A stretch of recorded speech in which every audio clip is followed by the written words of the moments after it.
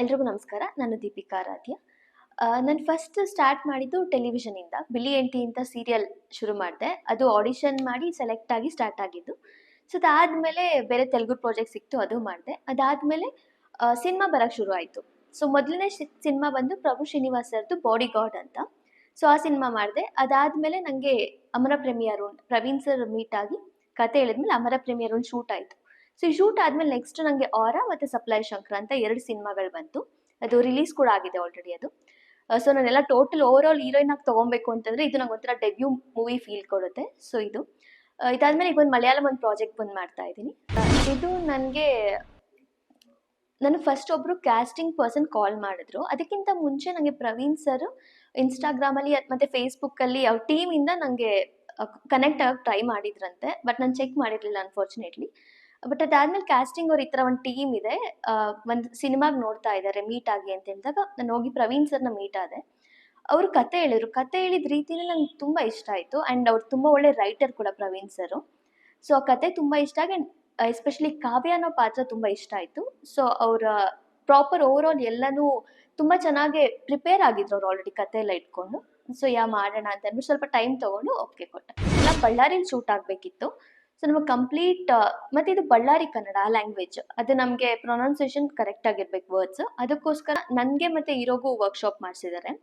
So ಒಂದು 7 days workshop ಮಾಡಿ proper ಆಗಿ ಡೈಲಾಗ್ಸ್ ಎಲ್ಲ ಪರ್ಫೆಕ್ಟ್ ಆದಮೇಲೆ ನಮಗೆ ಬಳ್ಳಾರಿ ಕರ್ಕೊಂಡೋಗಿ ಅಲ್ಲಿ ಶೂಟ್ ಆಗಿರೋದು.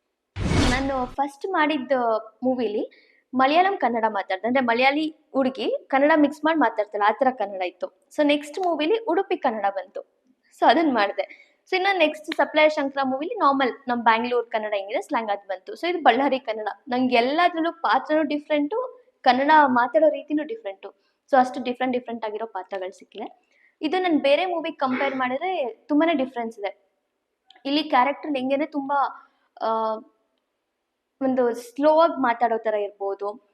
ಆ್ಯಂಡ್ ಏನಾದರೂ ಹೇಳ್ಬೇಕು ಅಂದರೆ she has to be calm, ಒಂಥರ ಪ್ಲೆಸೆಂಟಾಗಿ ನೀಟಾಗಿ ಹೇಳ್ಬೇಕು, ಆ ಥರ ಒಂದು ಪಾತ್ರ ಇದು. ಬೇರೆ ಕ್ಯಾರೆಕ್ಟರ್ಸಲ್ಲಿ ಸ್ವಲ್ಪ ಇಷ್ಟು ತುಂಬ ಸಿಂಪಲ್ ಥರ ಇರಲಿಲ್ಲ.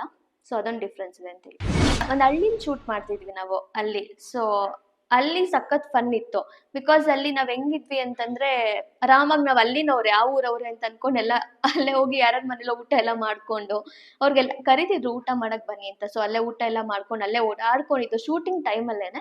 ಸೊ ಆರಾಮಾಗಿ ಓಡಾಡ್ಕೊಂಡಿದ್ದು, ಅದೊಂಥರ ಫನ್ ಆಗಿತ್ತು. ನಮ್ಗೆ ಅಲ್ಲೆಲ್ಲೂ ಶೂಟ್ ಮಾಡ್ತಿದ್ದೀವಿ ಅಂತಲೇ ಫೀಲ್ ಆಗ್ತಿರ್ಲಿಲ್ಲ. ಮನೆ ಥರ ನಮ್ದು ಓನ್ ಮನೇನೋ ಅನ್ನೋ ಥರ ಫೀಲ್ ಆಗ್ತಿತ್ತು. ನಾನು ಇವ್ರು ಮೆಡಿಕಲ್ ರೆಪ್ ಅಲ್ಲ, ಫುಲ್ ಫಾರ್ಮಲ್ಸಲ್ಲಿ ಇರಬೇಕಿತ್ತು, ಕಂಪ್ಲೀಟ್ ಫಾರ್ಮಲ್ಸ್. ನಾನು ಇವರು ಫಾರ್ಮಲ್ಸ್ ಹಾಕೋ ಬಂದಾಗ ಯಾವುದೋ ಒಂದು ಬ್ಲೂ ಶರ್ಟು ಸಮಥಿಂಗ್, ಅದ್ರಲ್ಲಿ ತುಂಬ ಚೆನ್ನಾಗಿ ಫಾರ್ಮಲ್ಸ್ ಕ್ಯಾರೆಕ್ಟರ್ ತುಂಬ ಚೆನ್ನಾಗಿ ಸೂಟ್ ಆಗ್ತಿದ್ರು. ನಾನು ನೀವು ಫಾರ್ಮಲ್ಸಲ್ಲಿ ತುಂಬ ಚೆನ್ನಾಗಿ ಕಾಣ್ತೀರಾ ಅಂತ ಹೇಳ್ಬಿಟ್ಟೆ. ಸೊ ಅಲ್ಲಿ ಇದ್ದವರೆಲ್ಲ they were making fun of it ಅಷ್ಟೇ. ಇವಾಗಲೂ ರೇಗಿಸ್ತಾರೆ ಅನ್ಸುತ್ತೆ, Arun you look good in formals ಅಂದ್ಬಿಟ್ಟು ಡೈಲಾಗೇ ಪ್ರಿಪೇರ್ ಮಾಡಿಬಿಟ್ಟಿದ್ದಾರೆ. ಅಮರ ಪ್ರೇಮಿ ಅರುಣ್ ಅಂತ ಇದೆ, ಬಟ್ ಇದು ಕಂಪ್ಲೀಟ್ ಲವ್ ಜಾನ್ರ ಅಲ್ಲ. ಒಂದು ಫ್ಯಾಮಿಲಿ ಮತ್ತೆ ಫ್ರೆಂಡ್ಸ್ ಇದ್ರದ್ದೆಲ್ಲ ತುಂಬಾ ಚೆನ್ನಾಗಿ ಎಲಿಮೆಂಟ್ಸ್ನ ಪ್ಲೇಸ್ ಮಾಡಿದ್ದಾರೆ ನಮ್ಮ ಡೈರೆಕ್ಟರ್ ಪ್ರವೀಣ್ ಸರ್. ಸೊ ಇದನ್ನ ನೀವು ನೋಡ್ಬೇಕಂದ್ರೆ ನೀವು ಎಲ್ಲ ಕಂಪ್ಲೀಟ್ ಫ್ಯಾಮಿಲಿ ಕುತ್ಕೊಂಡು ನೋಡುವಂಥ ಸಿನಿಮಾ, ಎಲ್ಲೂ ಏನು ಬೇರೆ ಥರ ಏನೂ ಇಲ್ಲ. ಸೊ ಡೆಫಿನೆಟ್ಲಿ ಎಲ್ಲರೂ ನಿಮ್ಮ ಫ್ಯಾಮಿಲಿ ಸಮೇತ ಬಂದು ಸಿನಿಮಾ ನೋಡಿ ಡೆಫಿನೆಟ್ಲಿ ಇಷ್ಟ ಆಗುತ್ತೆ.